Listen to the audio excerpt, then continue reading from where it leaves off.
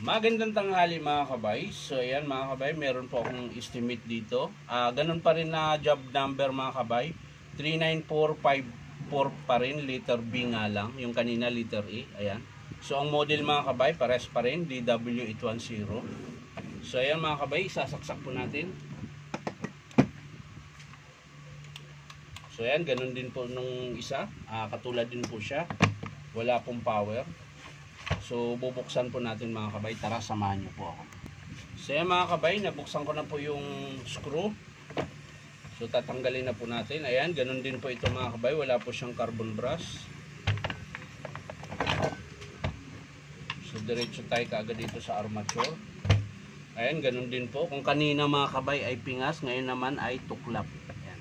Tuklap po yung kanyang commutator. Ayan. So check din natin ulit, bearing.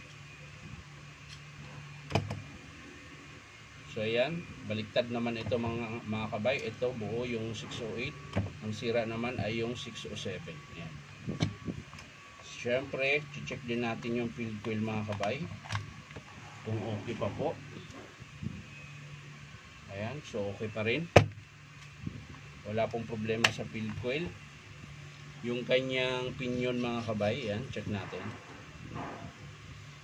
So wala din pong bungi. Pati sa gear mga kabay. Ayan. So alog lang po yung bearing dito mga kabay. Ayan. So yun po yung isasama natin sa estimate. So ayan mga kabay, ulitin ko.